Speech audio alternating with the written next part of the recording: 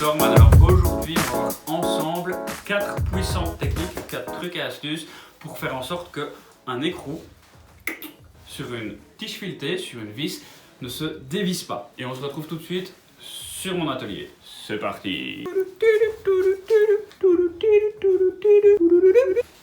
Alors, la première technique, comment on fait?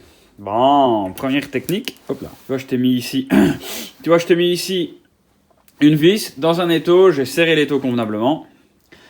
Je viens visser l'écrou et on imagine ici que cet écrou-ci ne doit pas se desserrer. Malheureusement, on n'a rien pour le mettre en butée. Comment est-ce qu'on fait? Première technique, on met un deuxième écrou.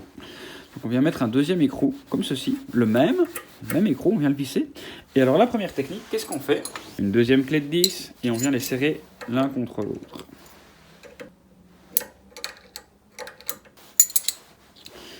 Et tu vois, l'écrou ne bouge plus. Ça, c'est la première technique, très simple, technique de dépannage. Donc un écrou contre un écrou.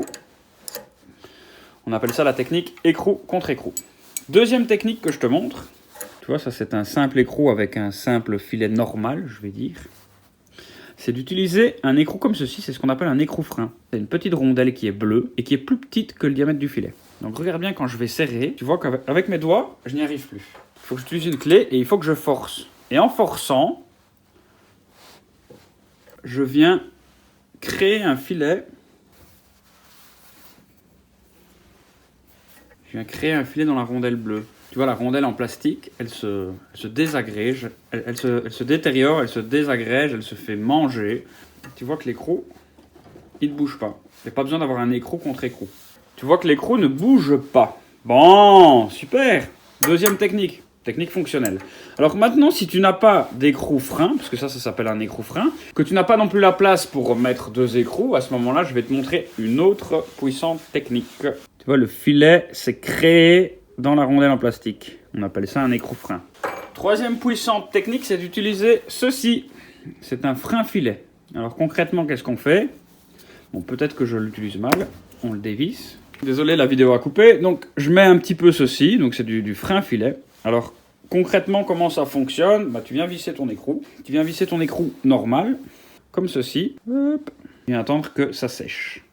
Et ça forme une espèce de pâte qui va devenir rigide, un petit peu comme du silicone, et qui vient faire en sorte que le boulon ne se dévissera plus. Bon, le temps que le Loctite c'est une marque, le temps que le frein filet sèche, je vais t'expliquer vite fait qu'il existe différents freins filets. Tu as des freins filets rouges, bleu et vert. Il y a des freins filets qui ne permettent pas de desserrer l'écrou. Je t'avoue que celui-ci, je ne sais plus du tout comment ça fonctionne, mais il y en a où tu dois carrément chauffer à l'aide d'un chalumeau la vis et le boulon pour pouvoir dévisser l'écrou. Sinon, ça ne se dévisse plus du tout et c'est vissé à vie. Donc fais bien attention quand tu achètes du frein filet. La principale marque que je recommande, c'est Loctite. Tu vois, ça c'est une marque connue dans le monde de la mécanique. Mais tu as d'autres marques qui existent. Tu as du 3M. Bon, on va voir si l'écrou est maintenant séché et si le frein filet a fait son travail. C'est parti.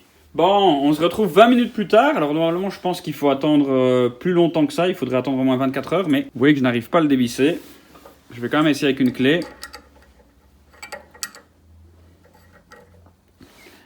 Et avec la clé, non plus. Non, donc ça fonctionne plutôt pas mal. Bon, bah du coup, vu que cet écrou-ci est bloqué, je vais utiliser une autre vis. Alors, troisième technique, qu'est-ce qu'on peut utiliser? Alors moi, je vous propose d'utiliser ceci. Bon, c'est du téflon de chez Vert. Le téflon, comment est-ce qu'on le met? Enrouler le téflon comme ceci. Et on vient... Alors, j'ai pas mis assez de téflon, on va en mettre un petit peu plus.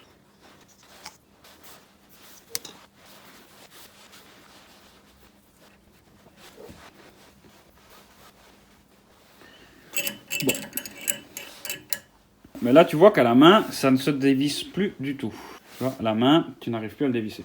Donc, soit tu peux utiliser un téflon, ou alors tu pourrais utiliser du chanvre ou un autre produit. En tout cas, ce sont des solutions de dépannage. Donc ça, c'est la quatrième technique. Et c'est ici que cette vidéo prend fin. J'espère qu'elle t'a plu. Donc, on a vu ensemble 4 techniques pour éviter qu'un écrou se desserre.